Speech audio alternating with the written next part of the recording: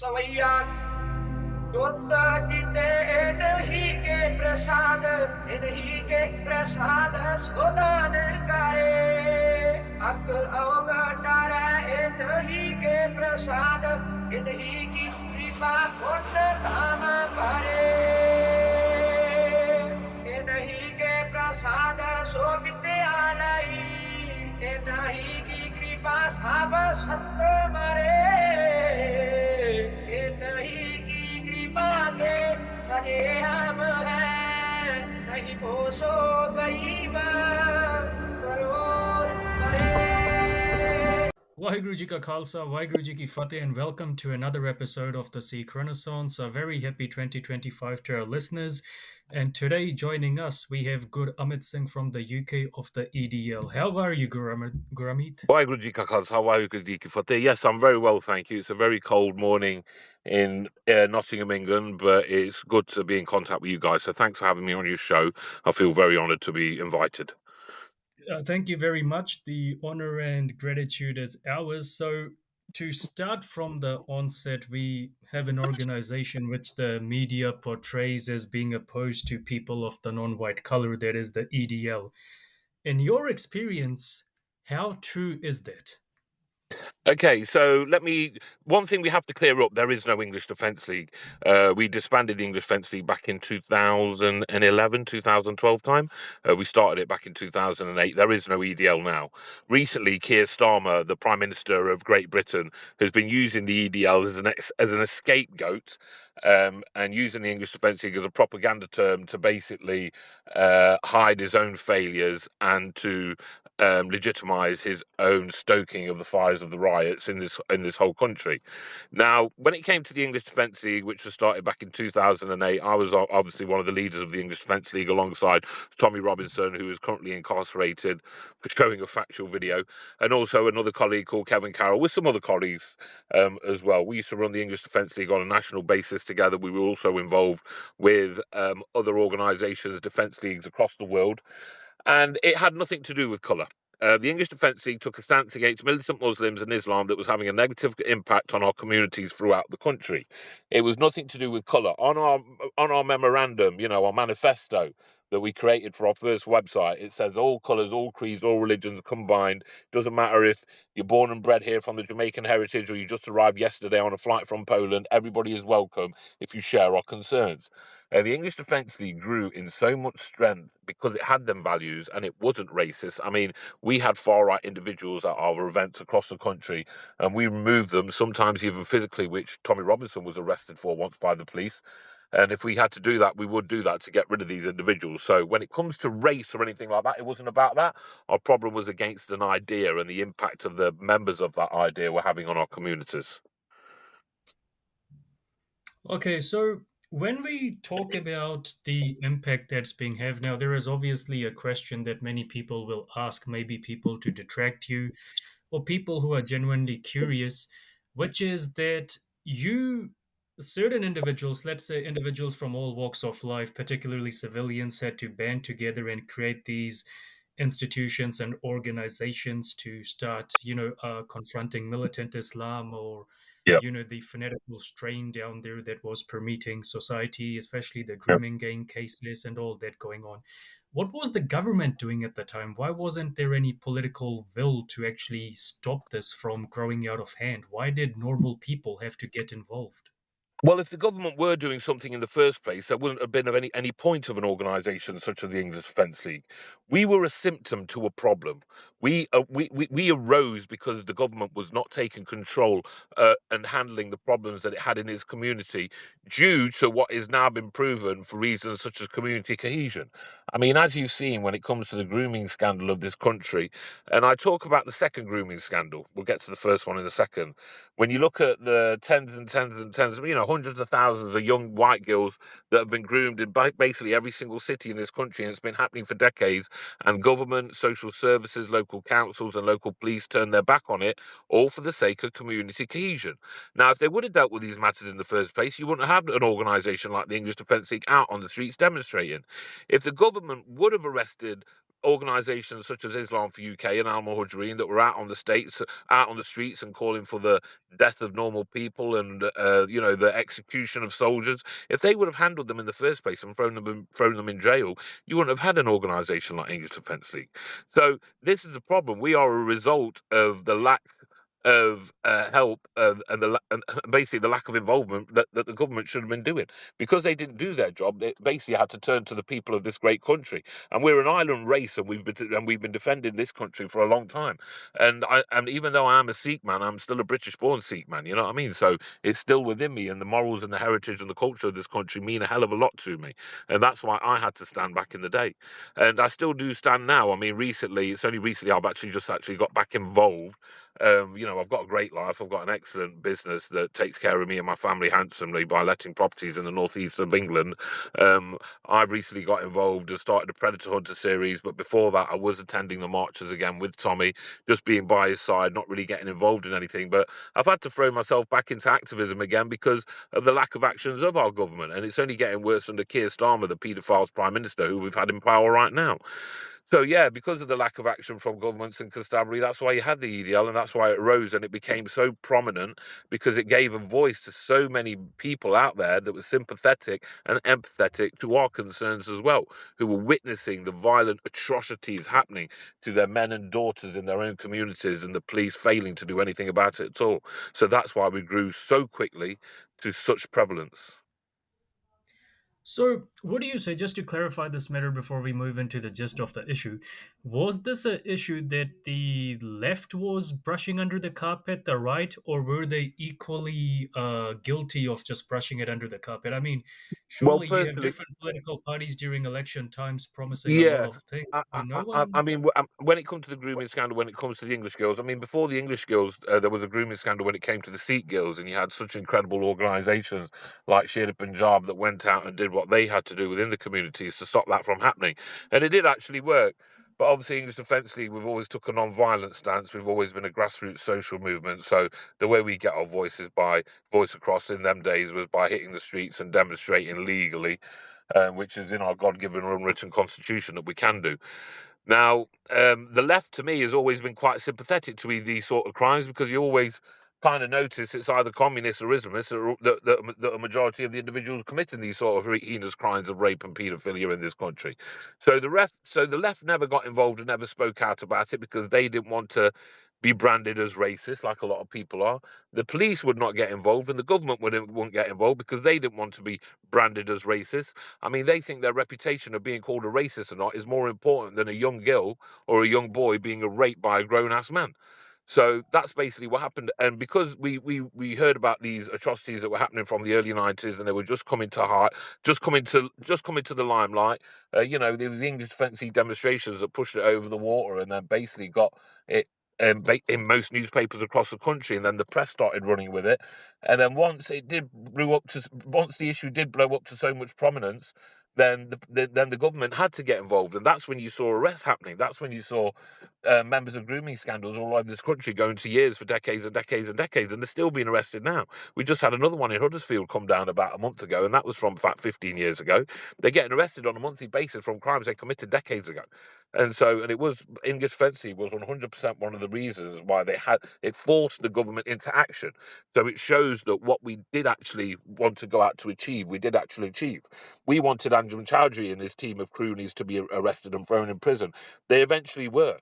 At one point, government, local police, constabulary, councillors, they were afraid to even criticise Islam. Due to the actions of the English Defence League, we saw them in the House of Commons debating Islam, talking about it. So what we set out to do, we did definitely get done.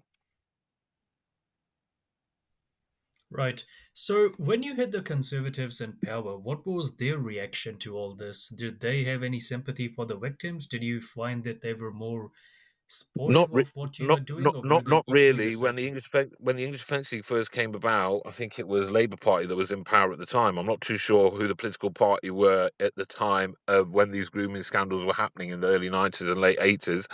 We didn't see any sympathy from the government. We saw the odd statement being made, but you always get that comment at the end of the statement. But it's a time to come together. It's a time for peace. Don't discriminate. Well, how? It's very hard for me not to discriminate when 97% of the crimes being committed in this area are committed by 4% of a population. So it's very hard to discriminate. I'm not saying I do discriminate and I'm labeling every single Muslim out there as a paedophile or a rapist. But what I'm saying is, due to their historical religious statistics, I have my right to be, you know, very suspicious of them, let's say. So, and a lot of people do have, but I didn't really see many political people going out there, especially the police. It's only recently the head of the constabulary in Rotherham has actually apologised for the failings, apologised to the victims of the Rotherham grooming scandal for the failings that happened during the arrests, etc., during the times of the investigations in the early 2000s, late 90s. So I've not really seen any sympathy from any government side, and especially when it comes to Labour or Conservative, and I haven't seen much sympathy when it comes to local councils or constabularies.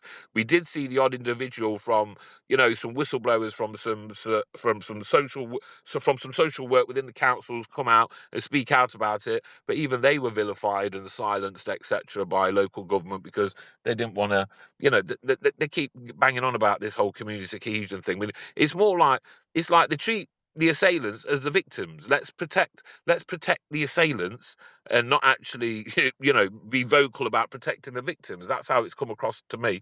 But no, I didn't really see no sympathy or empathy on behalf of any government that's been in power since these arrests started happening now.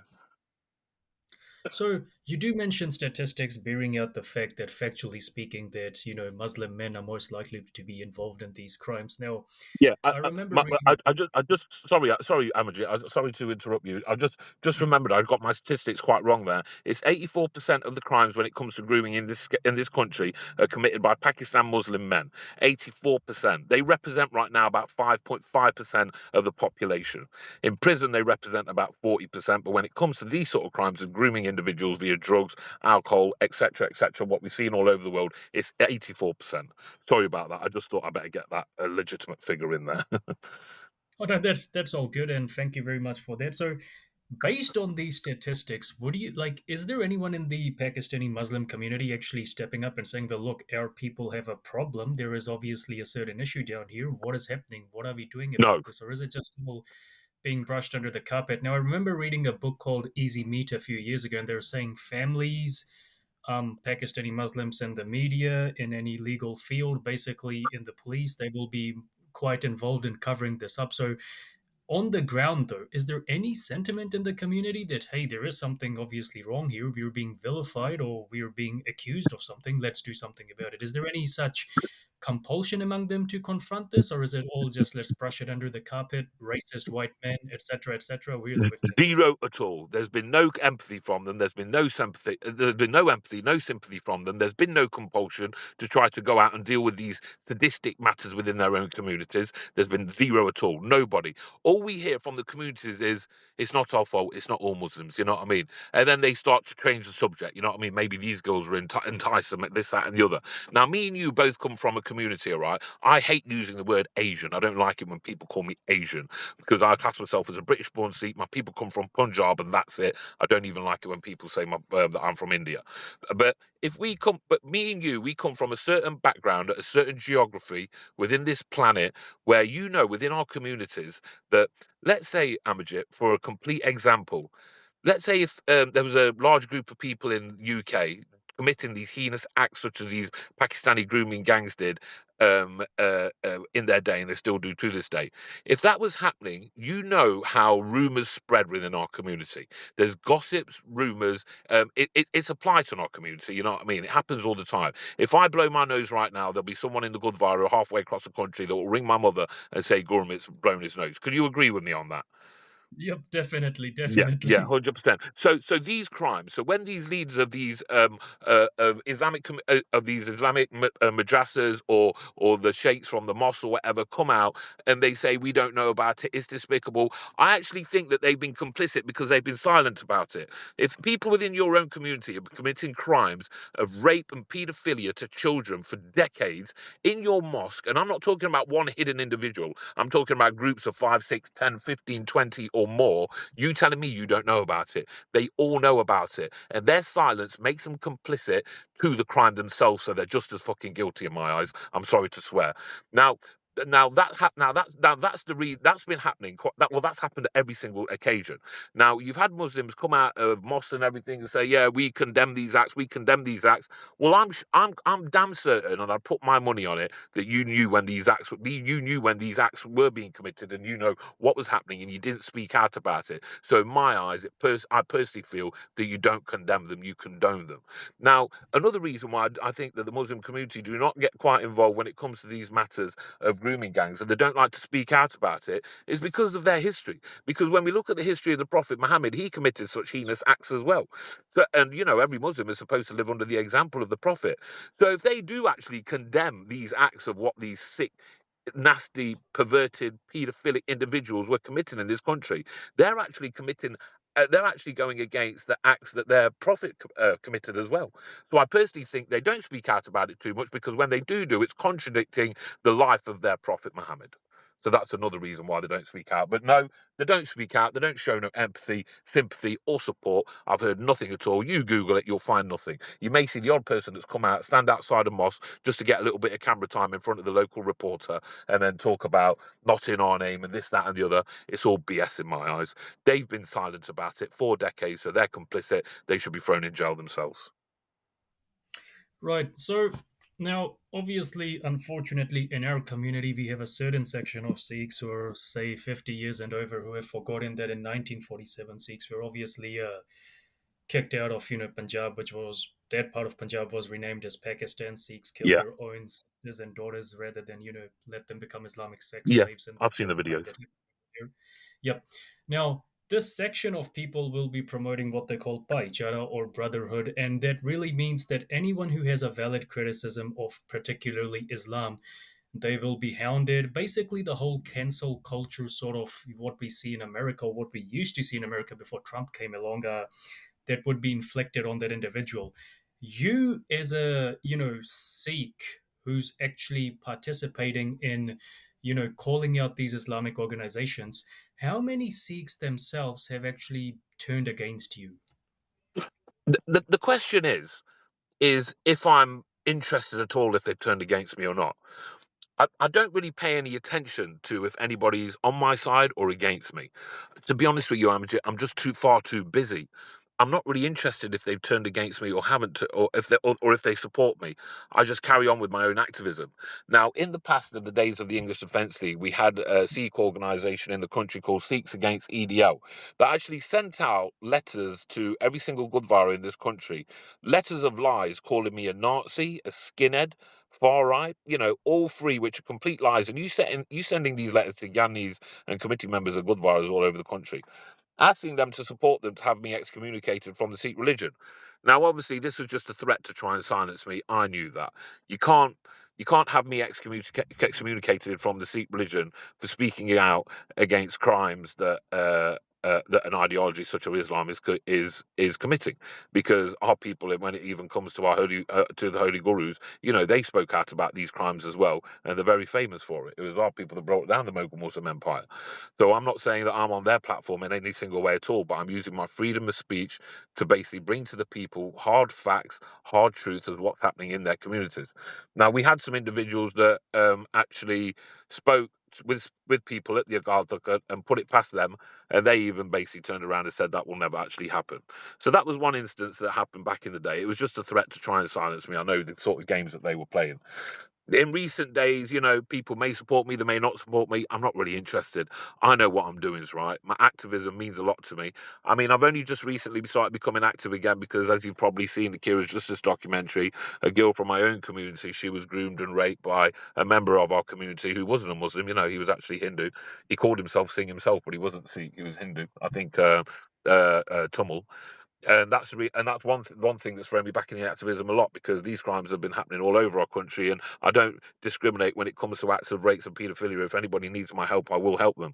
But to tell you the truth, my inbox is full of people being degraded by Muslim people. I mean, the first episode I did of my documentary Predator Hunter series, that's regarding a Hindu man. The second episode's an Englishman, and then I've got about 20 Muslim men to go through.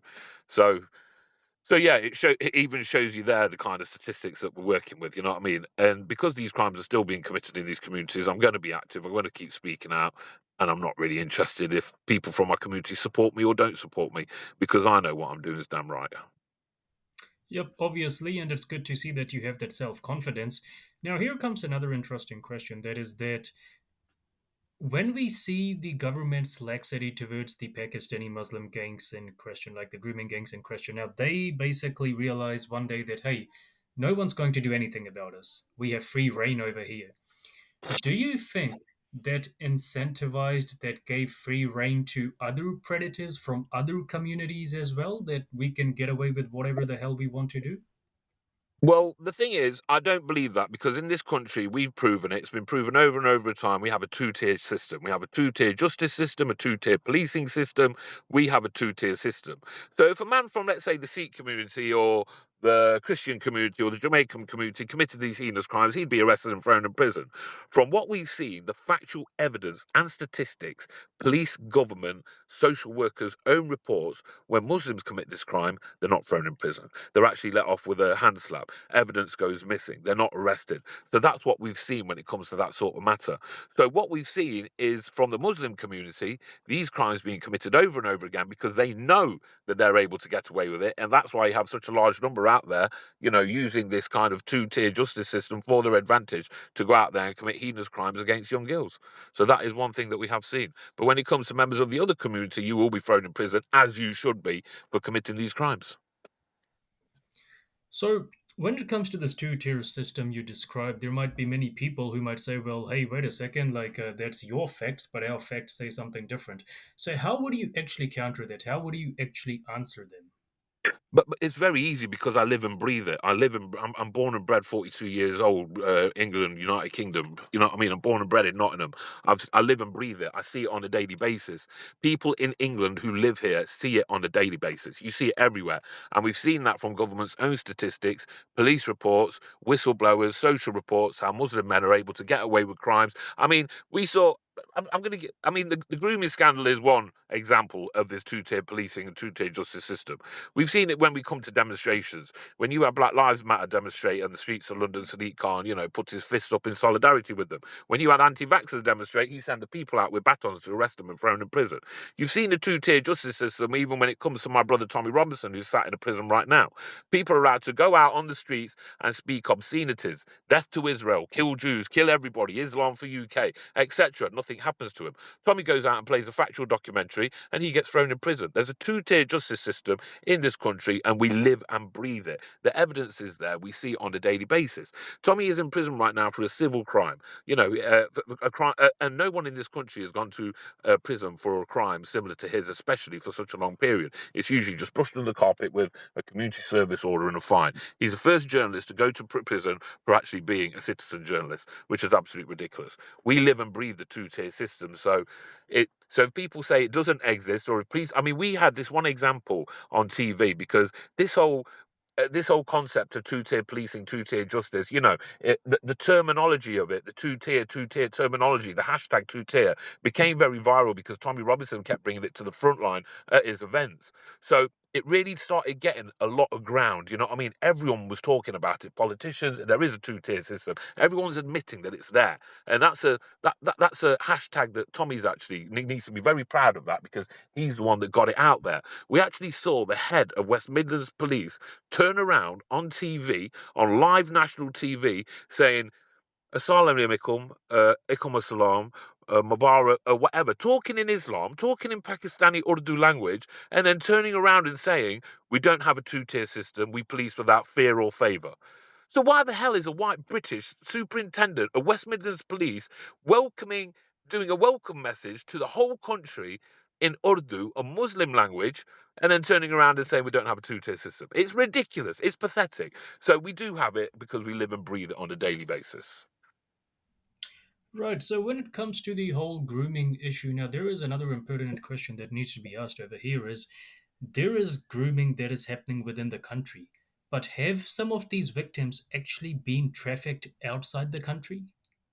I don't have intelligence of victims being trafficked outside the country. I mean, between me and you, because I've started this whole Predator Hunter series. I've just done Kira's Justice. If anybody has any time, you can go over to my YouTube, Guramit Singh-a, and watch Kira's Justice. That's episode 1. I'm in the middle of making episode 2, which is actually about one of the most famous men in this country. We've done the recording. We're going on the sting in a week or so. I can't really talk about that because him being such a famous high net worth individual. I need to keep that under wraps until it's all done and dusted. But I'm actually looking in. There's one area of this whole sector that does. I think it needs my attention. And there's one thing where, and it lit my it lit my soul up a lot back in the day when I watched it. There's a film that was made in America by Angel Studios called Sound of Freedom. You may have watched it. It's based on a true story of an American. I'm not too sure what Department of Justice he was working, whether it be CIA, DIO, whatever. I'm not too sure. And basically, his job was to counter victims of human trafficking, especially children in America, when the Mexicans are kidnapping them and bringing them over and all that. Now, I know I've heard rumours and I've seen the odd report and seen the odd statistics of that happening in this country, but I don't know too much about it. It's definitely an area that I'm going to start researching a lot more, because I think if I can help in that area, that I could be doing a really big service to the young girls and boys of this country if them crimes are being committed. Now, what we've seen when it comes to the trafficking of the grooming gangs in this country, now if you take one child from, let's say, Nottingham, where I live, and you take that child to Derby to be to be sodomized, because you've even travelled 10 miles, that's still classed as trafficking. So Islamic grooming gangs are responsible for trafficking girls in and around the United Kingdom.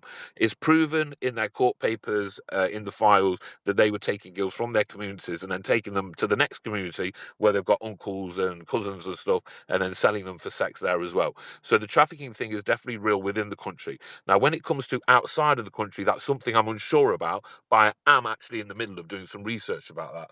So if you ever have a conversation in about 3-4 months' time again, I'll definitely be able to give you an update on what the situation is there when it comes to United Kingdom. Sweet.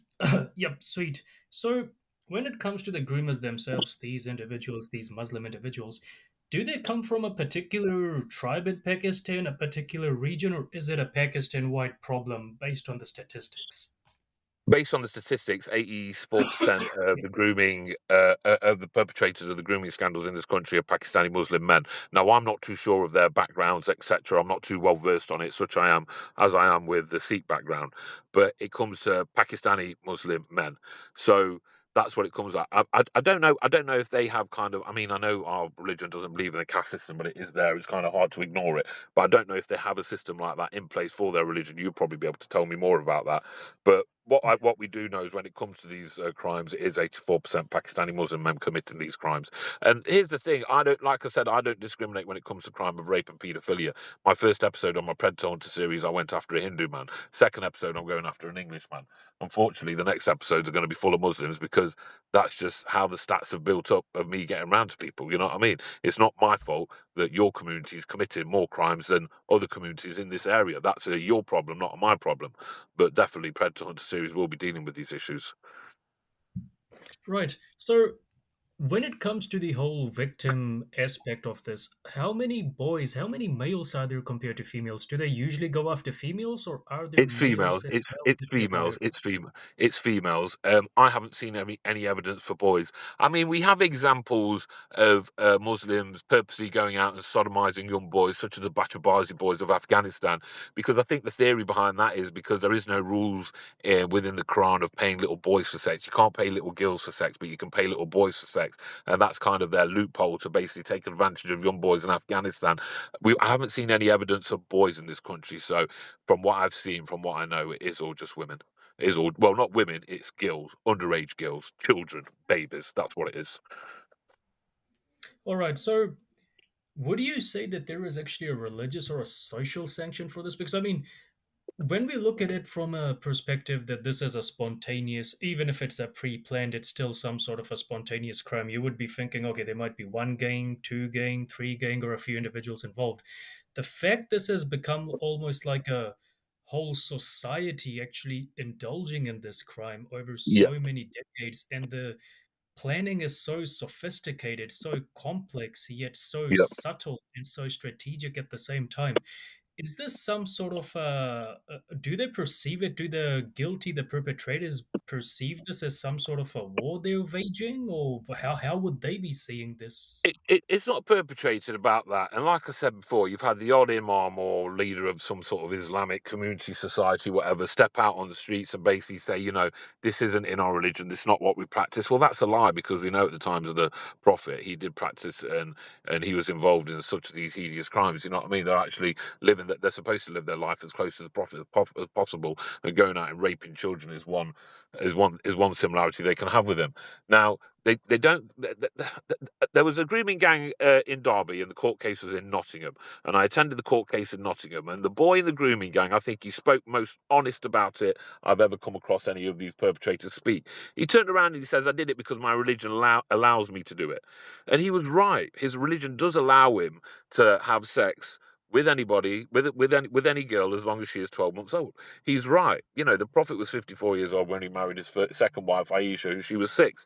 In them years, when he was 57 and she was 9, he was supposed to have consummated the marriage then.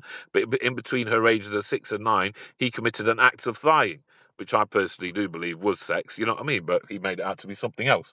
So, because of the actions of their holiest of holiest leaders, I believe that these individuals believe that they have a right to commit the same sort of crimes themselves, because they've got a God-given moral to.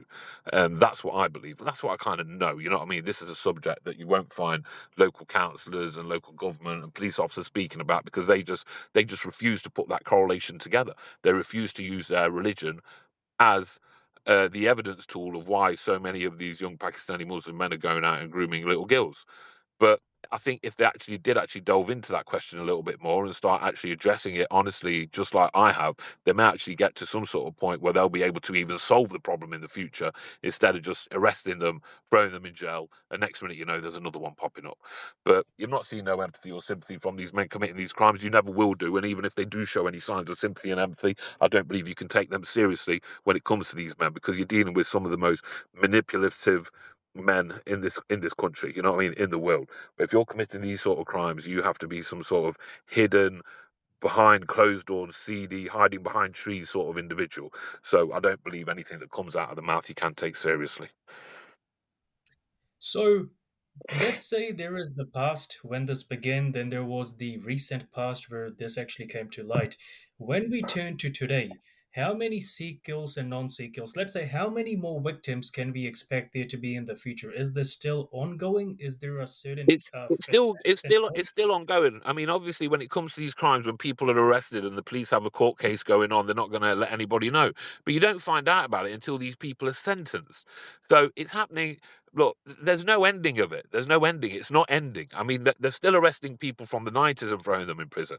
There's people that they arrested and threw in prison 15 years ago. Such a colleague of mine, Sammy Woodhouse, her perpetrator, he recently got let out. And he received a 15-year sentence or something along those lines. Don't hold me to that number, but it was something like that. It's ongoing. It's going to keep happening until the police get to the root cause of the problem, and the root cause of the problem is their ideology. So once they deal with that, maybe they'll be able to deal with the problem. But until they deal with that, it's just going to keep happening over and over and over again. And we're seeing that. It was, like I said, the other week, Huddersfield, a month before, somewhere else, the other month. It happens every single month. Every single month, you'll notice a new grooming scandal. And maybe they've been investigating it for 5 or 10 years, and maybe they only arrested them 3-4 years ago. So they're dealing with crimes that the Pakistani Muslim men committed years ago. But how many Pakistani Muslim men are committing them crimes right now? So they're probably, so it's like they've got a backlog of them and they're trying to catch up. That's how it seems. So they're just, every single month they're coming out and out over and over again. So there's no end in sight so far, should I say. How safe are the children of UK on the streets of UK today when this grooming ideology is actually being confronted head on? How safe are they in today's time? They're not safe at all. And here's one thing: it's not just the grooming ideology. There's still a 16% of these groomers that we need to figure out. They're not coming from the Pakistani background. They can come from mine and your background, a Jamaican background, a Jewish, a Christian background, wherever. There's still a 16% that we do need to be wary about. Pedophiles and rapists in this country have never had it better. Right now, in the United Kingdom, in Broken Britain, you've got Keir Starmer, the paedophiles prime minister. I call him that because when Keir Starmer was the head of the Crown Prosecution Services, he was given the paperwork on basically one of the most prolific paedophiles in this country, who was also a knight of the realm, a sir, and a very, very famous man called Sir Jimmy Savile. He was given all the information regarding Jimmy Savile, who's been famous and been in the limelight for decades and decades and decades, made millions out of his show business, and he never charged him. Now, when Jimmy Savile died, then, obviously somebody else stepped into Keir Starmer's role and they did charge him, and charged him with some of the most heinous crimes this man had been committing for decades and decades. And he used his position of power and trust to manipulate young girls in hospitals and prisons, etc., to have his sadistic ways. Now, in the times of right now in Great Britain, you've got Keir Starmer, that same person that let Jimmy Savile off. He's in a position of power, he's the number one. He's the prime minister of this country, and at a time where they're releasing violent criminals from prison because they've got no prison space at all. It seems that they're not looking paedophiles up. Every single day we're watching on the news a paedophile being arrested for raping a young boy, a young girl, or this, that, and the other, or a person committing rape against a woman by dragging her in the bushes. And what do we keep seeing? 6 months suspended sentence, 12 months suspended sentence, or fine. If now is the time, if a paedophile or a rapist wants to commit a crime in this country, now is the time, because under our leadership right now, they are not giving out the harsh sentences they should be giving out to these sick individuals. So this is a problem. So I personally think the paedophile and the rape epidemic is going to increase highly in this country because the offenders know that they're not going to get serving no justice for it. And I believe when it comes to the grooming scandals in this country, they may take advantage of this little clause that they have as well, that basically they're not going to get that high sentences because all the prisons are full, and we're living in an age where the prime minister is quite sympathetic to the crimes. Well, it seems he's quite empathetic because he refuses to throw them in prison, and he refused to throw them in prison when he was head of CPS as well. So I think if anything, the crimes are just going to get worse and worse. So I believe the children and the women of this country have never been in such a threat as what they are right now. So, as someone who's a frontline veteran, what would you like to see? I mean, when it comes to confronting radical Islam, when it comes to confronting this laxity on pedophilia, on sex crimes, as a frontline veteran, what would you recommend be the steps and the sentences that the government follow? I believe anybody commits a crime of rape or paedophile should be given an immediate life sentence with zero parole. I believe it's the most abhorrent crime in history. I believe our government, well, it's never going to happen, but I believe our government. Uh, you see, the rise of extremism and the rise of grooming gangs in this country, is very easy to blame it on the communities from where they derive, such as the Pakistani Muslim community. But who's letting them commit these crimes? It's our government. So nowadays, I believe the actual first problem is the government, and then the second problem is the people committing the crime. The first problem being the government, they're allowing them to commit the crime.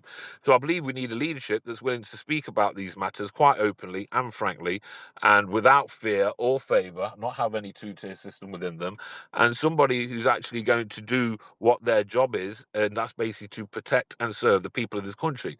The problem is for too long now, you've had leaders of this country within the House of Commons, prime ministers, chancellors, your local MP, councillors, they've been thinking that they're slave masters for too long, and they forgot that they're actually the slaves to the people of this country. And that's the problem. So the minute that can change and you've actually got somebody that's got a leader in this country that's got our best interests at heart, only then you will be able to start tackling these abhorrent crimes in this community. But right now, if they can do anything, is they can basically get to the root of the problem, which is Islam. And then once they start discussing that, then maybe they can go on to start educating themselves and learning why these crimes are being committed, and they've got some kind of way of counteracting it. But until that happens, my friend, unfortunately, I think we're still on that downhill spiral, and it's not going to stop. So there is this air of political correctness, but there also seems to be this attitude of, look, we don't care. It's someone else's problem. Let's just bury it under the carpet. The girls deserve it. Now, in this case, the fact that this is still ongoing, I mean, let's say there are communities like the Sikhs which are affluent and other communities which are also affluent as well. You would think that with close-knit family structures, at least the families would be forewarning their girls. But the fact that this is still ongoing, still continuing, and there are people in the Sikh community who also want to shove this under the carpet. Gurdwara committees, like organizations like Sikhs Against the ADL, particular charities that I won't name who seem to be helping more of the groomers and their people than Sikhs themselves. So when you have all this happening at that time, I mean, you have all this happening. Would you say that the Sikhs themselves, because you and me, we both are Sikhs, would you say that the Sikh institutions in the UK are also underprepared to deal with this problem? Well, here's the thing: the Sikhs know firsthand of what you can expect when you're dealing with militant Muslims and Islam. I mean, we've had to deal with them for centuries, unfortunately. And if it wasn't for our actions against them, there's quite a possibility that most of the places where we live right now would all be Islamic. So there's a big thank you to our forefathers right there. But look, these crimes are being committed. We have the evidence of them. Our community needs to teach. I mean, you have individuals such as Bhai Mohan Singh. He was at my wedding last year. He's got an organisation called Sikh Awareness Society, SAS. You should look that up and show him any support, and any survey you could give him would be a great help. An individual like this that goes around Gurdwaras educating people on the crimes of grooming, how it's happening, what's happening, how it's occurred. If you go over to my YouTube, Guramit Singh-a, we put a video out recently called Preventative Measures, where we're trying to educate people within our communities of what you need to look out for to stop this from happening to you. But Sikhs need to educate their children. You need to tell them precisely what's happening in this community. You need to be vigilant yourselves. You need to be watch out for what is happening.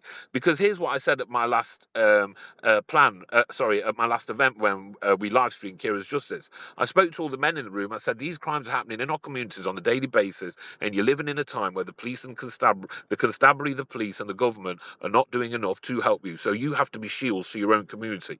We need to be shields to the women and daughters of our communities, regardless if they're ours or not. We need to be keeping an eye out for these sick individuals, because right now they're going to be rife as anything. We need to be educating ourselves on these matters, how they're occurring, why they're occurring, because the government is not giving us the information that we need to protect our families. For some reason, they're not doing that. I don't know why, but they're not doing it.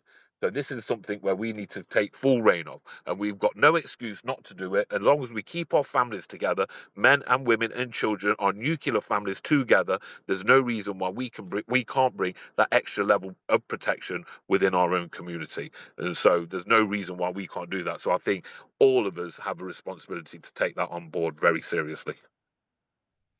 I do remember maybe a year ago, Bhai Mohan Singh actually did put up a video of a Pakistani boy who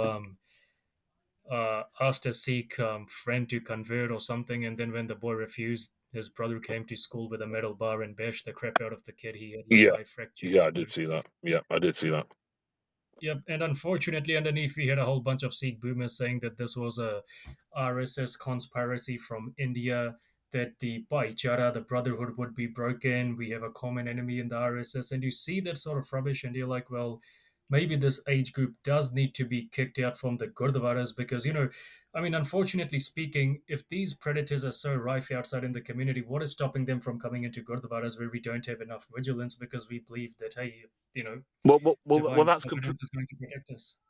Well, that's completely true. When I did my recent documentary, Kira's Justice, which you can watch on my YouTube channel, Grooming Singh-a, the private investigator that I had involved, he's at Upper as well.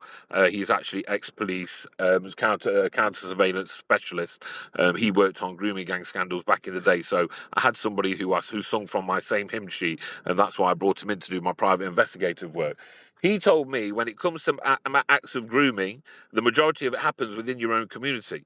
So if there is a threat to a young girl or a woman's life, it is more that is going to happen. I think I can't remember the statistics he gave me, but I think it's in that preventative measures video on my YouTube channel. But he says it's quite a large percentage. He says these sort of crimes committed against girls is more likely to happen within the home, within your own community. So if you do have elder individuals that are being, empathetic and maybe not taking this sort of issue as seriously as what they should be doing, then of course they should be thrown out. Of course. Yeah, 100%. You need people right now that basically take this issue to be the most serious issue, because I believe crimes against our women and our daughters are the most important in this country. I believe they're worse than murder. A cousin of mine, Harjit Singh, another Amritari, well, I'm not an Amritari, but an Amritari Sikh, he broke it down to me in the best way I've ever heard it before. He said, when it comes to murder, you take a man's life, but when it comes to crimes of rape and paedophilia, you take their life, but then you keep them living to bear the pain of that. to bear the pain of not having a life. You know what I mean? And he worded it perfectly. I think that's explained it all to me. So yeah, if these people in the communities aren't taking it as seriously as what they should be doing, then yeah, they should be thrown out completely. But I'm not one of them guys that gets involved in our local community Gurdwara a lot, even though it was my great granddad who financed and built our local Gurdwara, which all of us attend in Nottingham, we still do to this day. I'm not one of them community guys. I come from a Sikh Punjabi household. I went to Sikh service every Sunday. You know what I mean? I'm very Punjabi Sikh. You know what I mean? My family still are. My grandma's Umratari. I'm part of the community, but I don't get involved on the Gurdwara political side of it, sort of thing, if you know what I mean. But yeah, definitely, if these sort of people have them sort of ideas within our community, they're the first ones that need ousting to make sure we can protect our own families without any interference at all. 100%, 100%. So, I mean, I vividly remember reading a few years back that in Pakistan, after, in the early 20th century or after 47, yeah. So when Pakistan was finally established, what happened was they wrote a book about the Prophet Muhammad using all the primary sources that the Islamic world ratifies, which obviously, state that the Prophet Muhammad had, sex with Aisha, allowed rape and war, etc., of non-Muslims, even outside war. Now, Yeah. this text is still in circulation, apparently, in the religious Orthodox Islamic circles, but it was banned for the mainstream because many Western countries and non Muslims protested. Now, when it comes to these grooming gangs, the mentality of the groomer, is that something that is actually being encouraged and built up due to their, say, religious literature, social literature, I their mean, environment, mean, or I can't speak on behalf of every groomer because I've never met them and I don't know what they're thinking, how they're thinking, why they got around it. But one thing that we do know is 84% of them are all Pakistani Muslim. So what do they have in connection? They're all part of the same religion. So the way I see it, it must you got to take it down to the root. So I believe the root cause of the problem is Islam. Now you said that a lot of when it comes to crimes of rape and paedophilia, how it's so accepted in the Islamic community, how these scriptures weren't available. The scriptures are available over in the UK, within the Hadith and etc., within the Quran. You know, these verses are there. We see at Speaker's Corner on a Sunday how a lot of Christians go down there to educate Muslims on their own religions. They're always picking out these verses in their scriptures themselves and showing it them to the face. So the writings and the teachings are definitely there, and they're all taught about the teachings of the Prophet Muhammad. And I believe the reason they commit these crimes is they believe because they can be accepted. Now they haven't told that to me to my face, but that's kind of what I'm going to go on. That's what I believe. So that's what I believe, and that's the reason why 84% of the people committing these crimes are from the same religion. So that's what I believe. so, besides the Pakistani Muslim community, has any other Muslim community ever spoken out, or has it all just been we're all brothers in faith? Let's just push it No, under the no, carpet, no, no, no, just to no make the no one's ever discussion. no one's ever spoken out against them from what I've seen. I've seen the odd whistleblower or people try to speak out and then they get vilified and ostracized within their own community, but no one's ever spoken out. The only thing I've ever seen is Muslims standing outside mosques or community halls coming out and saying, "Not in our name, I didn't know anything about it." And what me and you both basically kind of know is if these men are committing these crimes in these communities, everybody knows about it, so they're all complicit. They're all complicit. The people that were complicit in the silence are part of the crime in my eyes. You know what I mean? But no, we've not had anybody come out and stand out and say anything against it at all. I've not witnessed anything at all. Right. So now, obviously, there would be one more question here, which people probably do use to Okay. detract this whole matter. That imagine what they do to their own sisters and daughters. Now, is there any evidence that they would do the same to their own women folk? I haven't seen the evidence of it. Now, here's one thing. I believe that the Pakistani Muslim men in this country, and I have heard them say this as well. I have read court scripts when it comes to this. They specifically targeted at first Sikh girls back in the 80s because they believed that they were of a lesser community. They specifically targeted white girls because they believed they were of a lesser community. The sort of white English girls that they did target actually came from maybe not the most socially successful backgrounds, etc. So they specifically targeted them because they thought that they were beneath them. Now, so that is the reason why all the girls that they targeted in these communities were specifically white English, although they were specifically Sikh beforehand. That's why they targeted them. I believe that the crimes are being committed within their own communities, but because of their you know, because of their silence when it comes to these matters, whether these grooming gangs, when it came to other communities, imagine how silent they're going to be when it comes to these acts being committed within their communities. That will definitely be hidden from the public, even if it is happening. I'm sure if it is happening, it will come to fruition and come out in the public very soon. But it'll take a hell of a long time because they'll be keeping that one well under wraps if it's happening in their community. But I don't see the reason why not. But the reason they targeted the English girls is because they thought they came from a lesser background. They thought they were better than them, and they personally believe that you're allowed to use sexual concubines and sexual slaves, such as their Prophet Muhammad did, and that's why they did it. Yep. So when you had these victims initially, these victims obviously went to the authorities. The authorities, let's just, to use a blunt euphemism, they just gave them the middle finger and said, "Look, not interested. We'll just write something up and put it away." How Yeah. hard was it for the victims initially to have their stories heard? Well, of course, it's going to be hard for the victims because it was decades before these men were even arrested. So it's going to be hard. I can't speak on behalf of the victims, but I do know one Sammy Woodhouse very, very well. And, I can see it, and to this day that it's had a hugely negative impact on their lives. I mean, you only need to imagine yourself what it'd be like to be a young child, being sexually passed around a group of men from city to city who were sexually vilifying and violently raping you on a daily basis. You know what I mean? You'd only have to imagine what they were going through, but I can't speak on their behalf really. But yeah, I suppose what they would be going through is complete, absolute hell and torture, and they will be to this day. And like Kira and Kira's Justice, she explained it quite well to me when her grooming happened to her back in 2018 when she was 16 years old by a man from the community who was 54 years old, and it took 4 years to even 5 years to even get to trial. And the reason because of that was because of COVID. She said to me she felt like she was in the middle of the ocean just bobbing and bobbing, and she could barely even get her head above the water to get any air. So I think that explains precisely how these victims must feel. So, from the victim's perspective, have they been betrayed by the very country, the very institutes that their forefathers sacrificed their lives for? Well, of course they have, yeah. You know what I mean? Because because our government, our institutes, our police, our councils, our social officers are supposed to be taking care of them. They should be keeping an eye on them. They should be, and if these crimes are committed, they should be making sure that these individuals who did commit these hideous crimes against them would be thrown in prison, and they will be able to get their justice, and the assailants would serve their judgment. But obviously that hasn't happened. So yeah, they've been let down over and over and over again, and that's why you had the organisations like the English Defence League going out there, defending them, supporting them, doing demonstrations in their name. And that's why even, nearly 20 years later, since we started the English Defence League, I'm still out here being very active. And I created a series called Predator Hunter to go out there and encounter these people because our government don't do enough to give them the justice that they deserve. When it comes to the immigration debate, which has started in the West involved recently, how does this interact with the immigration debate? Are we saying here that immigration needs to be curbed, or immigration from certain parts of the world needs to be curbed, or does there need to be a more prudent immigration policy that takes culture and religion into account as well, rather than Yeah. skill and circumstance? Yeah, I mean, my own personal opinion is I don't believe there should be any immigration to this country at all right now. Our social services, education, health, all them sectors are full to the brim. There's not enough houses for the people that are even here. What I do believe straight away is everybody that was brought over on them illegal boats, they should be put on a boat and sent back to where they come from. That's what I do believe.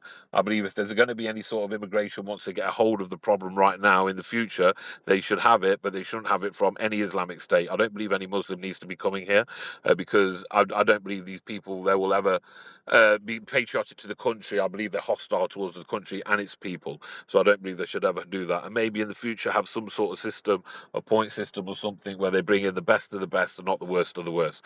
But I do believe it needs to be completely stopped for now because our services just can't handle anybody more. Then you've still got these boats coming over by the thousands every day, of hostile individuals. So I believe now everything just needs to be stopped. I believe what needs to happen is a process of re-immigration where all these people that have arrived illegally on these rubber dinghies across the English Channel, they need to be rounded up and they need to be taken back to where they come from. And then we can start really talking about immigration and what we do in the future. But right now, I believe everything just needs to stop completely. So, what do you say? Something like the Rwanda plan, where they were to be sent to Rwanda in Africa, would The that be what? something All right, the that Rwanda should plan. be looked at? Yep. I mean, I think that was, I just think that was ridiculous. You know, I mean, the Conservative government was talking about, well, they sent Rwanda something like 50, 60 million pounds to house these illegal migrants, and not one illegal migrant has even been sent there. So they're spending money again that they shouldn't be. You know, no one gave them the permission to stop pissing away money up the wall on hotels in Rwanda for these illegal refugees. No one said that. They arrived on a boat, you send them straight back on a boat. That's it. It's as simple as. You don't need to start investing money on plans to send them here, there, and everywhere. It's not your responsibility, and the electorate did not vote you in to take that responsibility on. So yeah, it's another complete waste of money, and they're still wasting money on it. But you know, that's a topic that we will end up sitting here talking all day about that topic. But that's how I feel on that bit, on that issue. Now, going back, we know in 2001 that the war on terror started, but since the 70s, the Middle East, especially many of the radical Muslim countries, were inflamed against the West, and we knew something was going to come, and it came in the early 21st century. We had the war on terror. Now, obviously, the grooming started before the war on terror, but when the war on terror actually happened, did the grooming cases suddenly just spike up, start increasing, like as a sense of, we will take revenge for what they're doing in I, our countries? Like, I, how did that I influence the couldn't tell you. Yeah, I couldn't tell you. To be honest with you, Amaji, I wouldn't know the statistics on that. What I do know, the statistics is when the war on terror started, you had more people converting to Islam in this country. I do know that, but whether the grooming gangs epidemic spiked then, I mean, a lot of the cases where you found on the historic grooming gang scandals, it's going back to the 90s, mid 90s. The Sikh grooming gang scandal, where they were targeting Sikh girls, was 80s, early 90s it stopped. And then it seems like these Pakistani Muslim men moved over to the English girls then. And so it's happening in the 90s. The war on terror, like you said, about 2001, I think. But I didn't see anything, I've not noticed anything from the figures I've seen where it spiked or anything. Because, like I said, we don't even know how many are out there. We're still arresting people from 20 years ago, 25 years ago. So I don't even think that you can put any sort of chart in place of where it's going up and down, because we're still arresting people from decades ago and we don't even know what's happening right now. So it's quite hard to actually state if that would be a common factor in the rise of it. But you know, I just believe it is what it is. You know what I mean? They come from it's happening where you've got a sadistic ideology with a sadistic leader, sadistic prophet, and you know, certain members of their community are sadistic themselves, and they're taking on the actions and committing these heinous crimes. But I don't really have any stats when it comes to anything like that. How do you feel when they have the audacity to stand up in court and say, our religion is true, this is how things are done, this is the way God wants us to live? I mean, how would you say, Yeah, how and you know, do it, you it feel when angers this me. is addressing? It angers me, but the fact of the matter is our government and our judges and our constabularies, you know, they're the ones that are accepting it. So it angers me more that these people in power are allowing them to use that as an excuse. You know what I mean? Always their religion, their religion, their religion. They're always trying to play the victim. They poke something.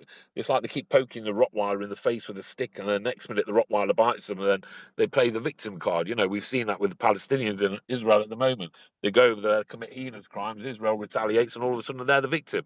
And that's what keeps happening over and over again here. And it's the people that are allowing them to be victims, the people that I've got, you know, vengeance against. You know what I mean? If they keep excusing them for using their religion and their culture as a reason of them committing these ridiculous crimes, whatever they're doing in this country, you know, that's on your head for actually accepting that as an excuse in the first place. So it's the people that are accepting their poor issues and their poor judgments. They're the ones that should be vilified more than the people actually using it as an excuse. So, leaving aside the fact, obviously there are idiotic Sikh boomers who do accept this sort of behavior. When it comes to them actually using religion, I mean, they're saying that, hey, our religion allows this. We know there are certain concurrences, certain allowances from that religion that do allow this. So why is it then that the people in positions of power just want to shut their eyes to this and keep this utopian perspective of the world that no religion is bad? Why are they still doing this after It 40 it's just years of this? it's just basically them trying to hide their failed multicultural dialects. You know what I mean? Multiculturalism has failed in this country. The immigration issue has failed in this country. They're trying to cover up the fact that they failed. That's what it basically is. And they believe in, because what you got to understand is these politicians that are making these decisions don't live in the same areas that we live, where we see these crimes happening on a daily basis. They don't see these crimes of grooming in Mayfair, in Chelsea, in the posh leafy streets of the home counties. They don't see that, but we see it on the streets. They don't live where we live. They don't see what we see. They don't go through what we do do go through. They believe that this country does live in a utopia, but if they actually went outside and stepped into the real world, they'll notice that it doesn't. Even though their statistics and the head of their constabularies will be telling that it doesn't, you know what I mean? They don't take that on board. They just think, oh, don't worry, it'll be okay one day. You know what I mean? It'll be all right. Let's just stay on this path. The path has been failed from day one, and they refuse to jump off their failed path. They award failure in this country. That's what our recent Labour Prime Minister, the paedophile Prime Minister, Keir Starmer, has just done when it comes to Sadiq Khan. Sadiq Khan has failed London as the mayor term after term after term, and he's just been given a knighthood. It's ridiculous. So it seems like failure is a positive thing to do in this country. You know what I mean? Not success. So that's what keeps happening. Amajit, I'm really sorry about this, but I've just had a message from my grandmother. She's got a doctor's appointment at 8:20. I just wanted to let you know. So if you could just time me in for that would be great, my friend. Sweet, that's okay. We will conclude then. So, Oh, cheers. Guramit, what would you like Sikhs and non-Sikhs in particular to know about the UK today? What would you like to tell them about how to keep their kids safe, how to keep their community safe? And above all, would you say there is hope? I believe there's always hope. I'm always an optimist. There is hope. We've got individuals such as my colleague Tommy Robinson, who sat in a prison cell at HMP Woodhill for showing a film called Silenced, a factual, accurate film called Silence. If you head over to Tommy Robinson's Twitter, I think it's called TR Robinson New Era, something along them lines. If you head over there, you'll be able to watch the film Silence there. There is hope. You've got people like Tommy Robinson that has actually given up their freedom to bring the truth to the people because they care about the people of this country. All Sikhs, all colours, all cultures need to unite behind, but to support and come behind our movement to support us in the future to stop these crimes that you keep reading about and what you say as parents from happening to your own children. It's only a matter of time before these sort of incidents arrive on your own doorstep. If you start supporting us now so we can try and sway or get in a political party that will actually help our people instead of going against our people, maybe there is a hope for the future and there's going to be a safe and stable future for our children and our grandchildren. But we do need your support. And if anybody can help our organisation at all, right now we're fighting a court case for Tommy Robinson. We're trying to get him out early. The police have turned up. The terrorist squad have turned up. They've hit him with more charges. If anybody can support us, you can head over to urbanscoop.news/support-us, and that would help with all our work when it comes to countering these devils from causing any harm to your family in the future of this country. But there is hope, you know what I mean? We're going to try and get to the end one way, but I can tell you one thing, we're not going to stop until we do win. So help support us, join the cause, and hopefully we get something positive happening. Thank you very much for that, Guramit, and we really pray to Vaheguru that you guys do eventually end up winning, that there are smiles on the faces of the victims, that even though the pain can't be taken away, but maybe it led to something better for the future. Thank you so much, Amajit. Thank you so much for having me on your podcast. And I'm sorry that if I've cut your time short, I've literally just got a message from my grandmother. If you need me to come on again at another time, you have my phone number. You have full access to me. So whatever you need from me, I'll always be there for you. Thank you very much. Vaheguru Ji Ka Khalsa, Vaheguru Ji Ki Waheguru Ji Ka Fateh. Khalsa, Waheguru Ji Ki Fateh. Take care. Thank you. सवैया दुत जिते इन्हीं के प्रसाद इन्हीं के प्रसाद Sudan करे अक्ल अवगटार इन्हीं के प्रसाद इन्हीं की कृपा पुण्य धाम भरे इन्हीं के प्रसाद सो विद्यालय इन्हीं की कृपा सब सत्य